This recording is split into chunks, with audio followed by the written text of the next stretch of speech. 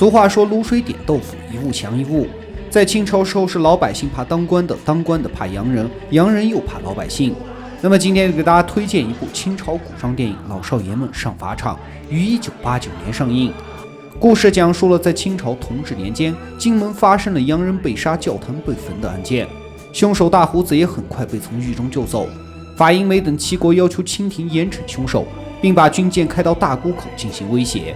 上下一片哗然的清廷立马派钦差到金门查办。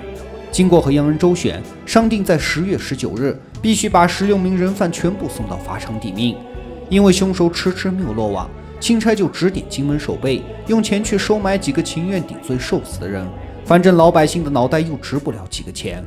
于是守备从河道台那里领来了买替死鬼的400两银子，他从中贪污了200两后，将剩余的钱和这项差事交给了外甥金螃蟹。金螃蟹寻找了几天均无结果。这天他在茶楼看戏时，遇到了当地有名的倒爷鄂恒兹，向他兜售洋表。鄂恒兹平时混迹于市井乡里，人脉非常广泛，所以金螃蟹就让他以100两的价格去买几个替死鬼，事成后呢，每人给他30两的线索费。见钱眼开的鄂恒兹才接到这项差事，就想起了城东的邋遢张。邋遢张又穷又傻，平日里就靠卖草制品为生。最近他爹说话间就不行了，所以他整日都在愁着棺材钱。于是鄂恒兹就去游说邋遢张卖身送葬。起初他比较犹豫，但转念一想，如果不是碰到这件事，自己的那颗6斤半也根本不值100两，那样既可把丧事办掉，还能落个孝子的美名。经过一番痛苦的纠结，他答应了鄂恒兹，接着用卖命的100两银子给父亲风风光光地举办了一场丧事。左邻右舍听闻后无不交口称赞。丧事完后，邋遢张就被押送到衙门认罪。在邋遢张父亲的丧事上，鄂恒兹又偶然认识了写对联的强举人。曾经他寒窗苦读多年，终于考上了举人，可因为他的祖辈是唱戏的，按照大清律例属于下九流，祖孙3代都不能参加科举，所以他最后不但丢了功名，还因为隐瞒出身被关进了大狱中。青楼的燕秋对他一片痴情，除了将他的儿子抚养长大外，还四处花钱托人将他给救了出来。强举人被释放回家后，和燕秋结为了夫妻，这日子也算是柳暗花明又一村了。只是燕秋的身份也属于下九流，再加上祖上是戏子，意味着强家几代人都翻不起身来。每次看见聪明伶俐的儿子用功苦读时，强举人都无比的苦恼。这时鄂恒兹和金螃蟹见缝插针，谎称可以为他办一张更改出身的证明文书，前提是要让他去移民抵罪。为了子孙的前途，强举人亲笔写下罪供，前往衙门领罪。这时鄂恒兹路过街上时，听闻到了一件新鲜事，只有59岁的富商八爷竟然在家中举办喜丧。原因是他去算命的时候，老道士说他是星宿下凡，在59岁寿辰之日便可以得道升天。对此深信不疑的八爷就花钱让老道士来家中举办法事。然而老道士一番有模有样的比划后，八爷还是原封不动地坐在原位。这时趴在墙头偷看的鄂恒兹不禁大笑起来。老道士借坡下驴，就谎称是鄂恒兹这个俗人冲了仙气，所以不能成功升天。几天后，执迷不悟的八爷要老道士再选个黄道吉日举办法事，哪不知老道士已经被鄂恒兹和金螃蟹收买，于是就告诉八爷10月19日是个千载难逢的好日子，到时候有10多个英雄豪杰杀身成仁，可以花些银子疏通官府，跟随着一起前往法场，那样既可以升仙得道，又解救了凡胎俗子，可谓是一举两得。八爷听了后喜不自禁，于是花1000两把自己送进了大牢。转眼间，金螃蟹通过各种坑蒙拐骗的手段凑够了15个人。正在为最后一个发愁的时候，鄂恒兹找上门来，让他把先前买洋表的钱给付了。金螃蟹灵机一动，声称洋表来路不明，把表还给了鄂恒兹。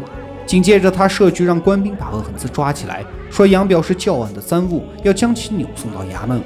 这时金螃蟹把鄂恒兹带到烟馆，对他小以利害，说与其到衙门被打死，不如去当个好汉，还能得100两银子。自食其果欲哭无泪的鄂恒兹只好答应前往。与此同时，在外的燕秋四处想办法要把强举人给救出来。经过一番打听，他得知这一切都是金门守备和外甥金螃蟹做局下的套，于是就写了一张纸条让狱卒带给鄂恒兹。看完后的鄂恒兹顿时火冒三丈，随即告诉众人受骗的真相。大伙听完后气愤至极，纷纷大声喊冤翻供。因为第2天就要上法场，如果囚犯在钦差和洋人面前闹起来，那么后果不堪设想。这时何道台亲自出马来到大牢。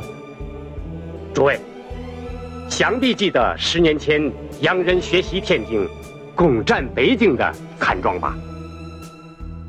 自那一刻起，洋人在天津划租界、开教堂、纵教民、横行市井、传妖教、称霸一方，这才激怒了百姓，生出了这场天大的官司。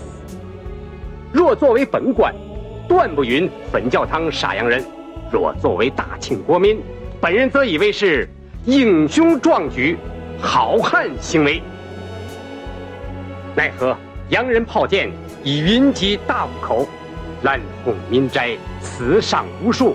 本道身为一方百姓父母，有7人送同胞手足于刑场啊。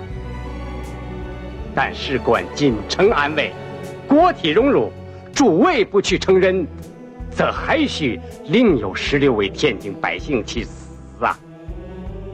本道以为，众好汉顶冒罪名，便是解了皇上的燃眉之急，便是为天津为百姓免去了屠城之灾，实乃大仁大义、大忠大孝之举。诸位，便是名垂青史的好汉呐！话才说完，天津要案的要犯大胡子主动投案，愿意一人承担下所有罪名。皇上已答应洋人，以16人抵命了案，只怕洋人不义。若是众好汉肯赴刑场，一切身后事务报在本道身上，补银子，给文书，安抚老少，自不必说。我何某人愿献出银两，为众好汉备置16口上等棺木，厚厚入葬。得，冲你这话，咱爷们也不是怕死的孬货。大哥你在前面走，兄弟我在后边跟着，够板。大不了一条命，20年后又是一条好汉。对，死就死，别让洋人小瞧了咱们。小民不就是为了皇上活，为了皇上死吗？对，咱不能再这样。对，可别误了升天的时辰。众好汉如此深明大义，本道不胜钦佩。此案了结，我何某人将献出顶戴花翎，谢官为民。每年的忌日，为众好汉焚香扫墓。这番诚恳且有情有义的话，让众人听了后无不触动，于是答应第2天上法场。因为是杀身取义，所以大伙要求上法场的时候穿扮成英雄好汉的模样，不上囚车，不插招子。1夜过后，有个囚犯突然病故，导致名额不够。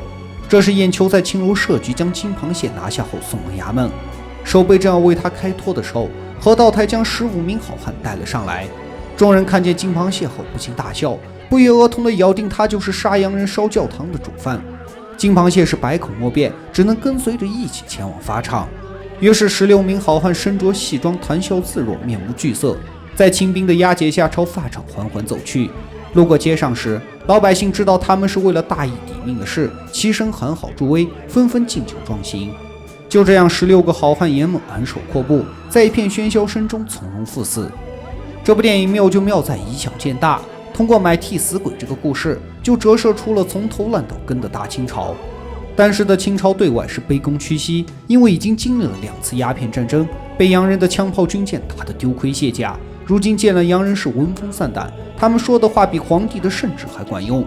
所以为了给杨大人一个交代，清廷不惜把本国的无辜黎民送上断头台。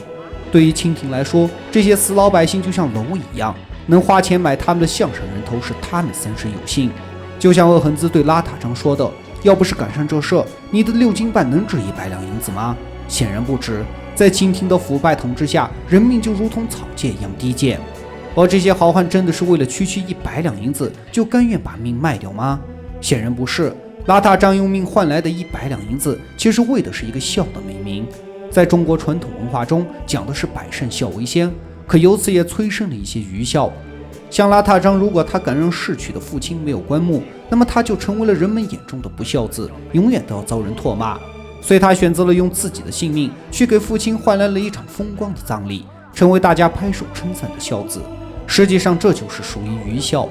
而强举人为的是一纸更改出身的文书，那样才能让子孙参加科举考取功名。这背后其实求的是一个跨越自身阶级的机会。在古代人都分3、6、9等，你从一生下来就注定了你的阶级和命运。下九流永远是下九流，贵族永远都是贵族。跨越阶级的唯一方法就是科举。可古代科举说白了就是封建王朝用来束缚读书人的，让他们失去造反的原动力。所以真相是剥削的永远在剥削，被剥削的永远被剥削。用鲁迅的话来说就是2个字：吃人。